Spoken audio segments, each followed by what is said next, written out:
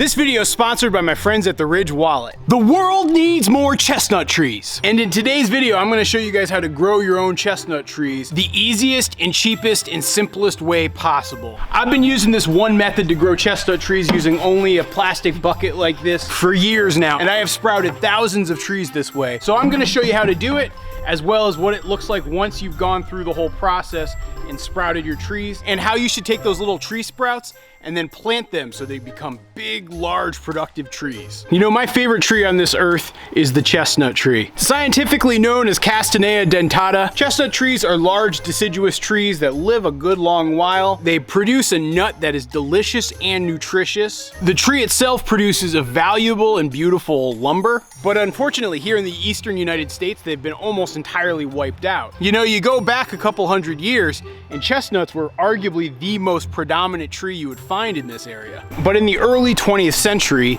there was this blight, a disease that came from some imported trees, and that blight killed a lot of those trees, and then horrible disease management practices by the United States government, as well as the timber industry, pretty much wiped out all the other existing trees. And that means that chestnut trees here in Eastern North America are a very rare thing, and we need help from people like you to grow them all around the country. Because the more people growing these trees, the more likely we are to find blight-resistant genetics, as well as the more likely we are to produce good, nutritious food for everybody. And you know, the beauty of the chestnut tree is it produces nuts year after year after year for decades. And that means if you're trying to start a farm or a homestead, the chestnut tree is also an invaluable resource for human food, for animal food, for income. And so you guys need to get out there and start growing chestnuts like this. So let me show you.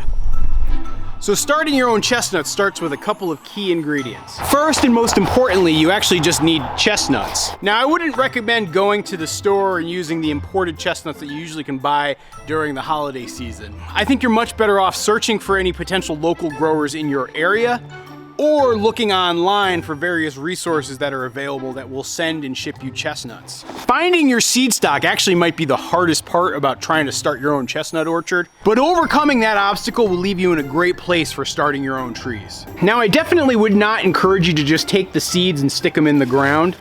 You might have some success growing your chestnuts that way, but your probability is going to be very low. And given that you probably worked really hard to get these chestnut seeds, your success rate is going to be so poor that it might not be worth it. You know, there's so much climate variability when you just bury them a couple inches underneath the ground. You also have the risks of rodents like squirrels or mice getting at them. I think it's a poor way to do it. For those people who don't have access to outdoor space that gets cold during the winter months, one way you can try to sprout your chestnuts is by putting them in the refrigerator. When I used to live in Washington, D.C., that's how I would sprout my chestnut seeds. It works okay, but your wife ends up getting really mad at you for taking up all the refrigerator space, and sometimes you can have some mold problems. Now, you might be wondering why you need to get your chestnut seeds cold. That's because chestnuts are the type of seed that sprout from the process known as cold stratification. That means they need to get cold and feel like it's winter, and then once they warm up again a little bit and think that it's spring, that's when the seed really starts to grow and try to make a little baby tree. By putting them in the refrigerator, you kind of mimic that cold that they generally feel, and they start to sprout. And then when you take them out, you can put them in the ground and they'll grow into a tree. But I personally find that the easiest and most successful way to do it is just take a standard old 5-gallon bucket like I have here that you can get at the hardware store. And what I'll do is I'll cut a hole in the bottom and then put some hardware cloth.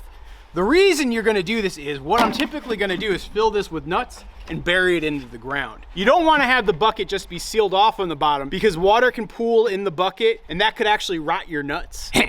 Rotten nuts. And so you definitely don't wanna do that. And the reason I use hardware cloth is it lets the air and the moisture flow freely between the inside of the bucket and the outside of the bucket, but the bucket itself is gonna prevent rodents from trying to eat your nuts. Eat your nuts.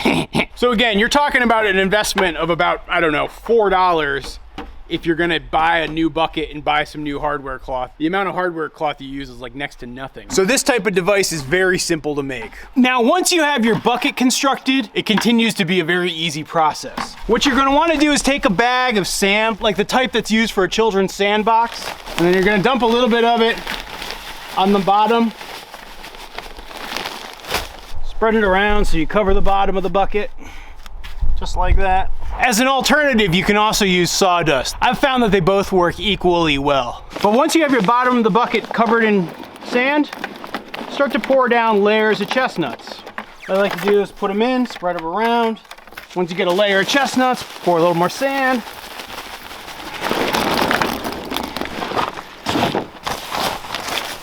And more sand. You'll want the lumps of sand. Then you add more nuts.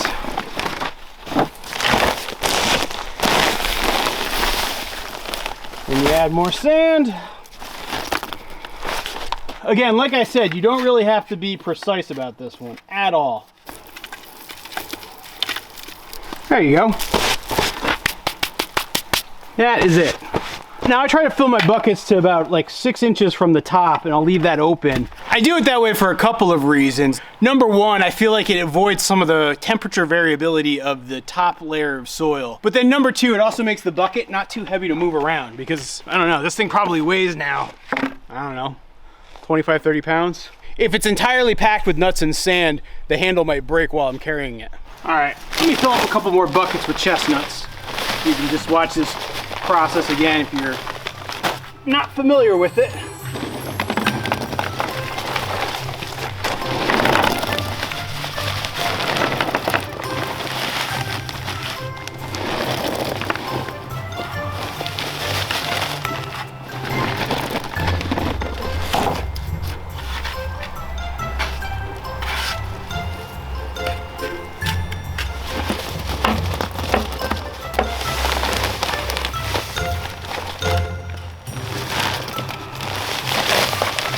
So there you go. That's about 12 pounds of chestnuts that I've been able to put into 3 buckets. If I had to guess, this is probably gonna yield me about 500 little baby trees. Now, before you put these in the ground, there is one last step. You're gonna wanna moisten the sand in your bucket by using just like another 5-gallon bucket full of water. I find that 1 bucket's worth of water is good for 3 buckets worth of sand and nuts. You're gonna wanna pour it in slowly though. You don't want to wash off all the sand from your nuts. And I got to admit that the middle schooler inside of me is continuously giggling throughout this video.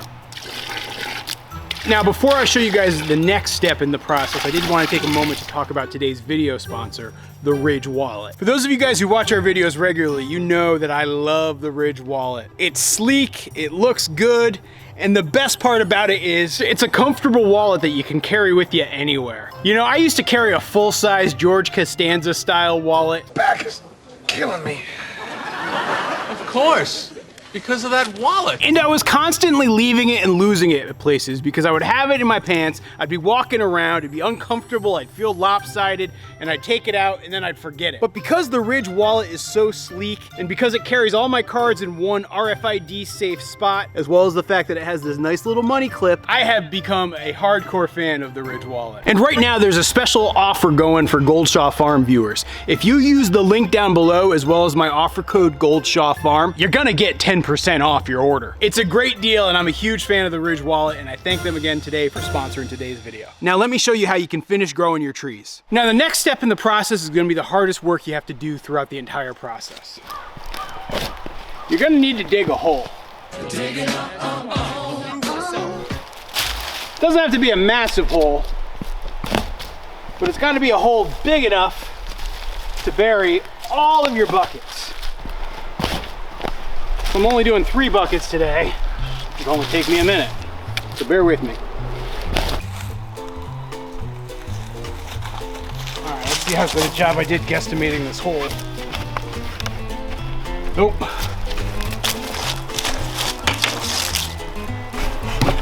There we go, that's better.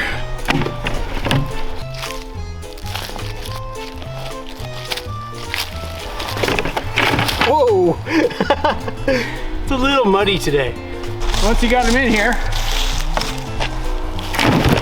fill your hole back in. Try not to bury the barn cats while you're doing this.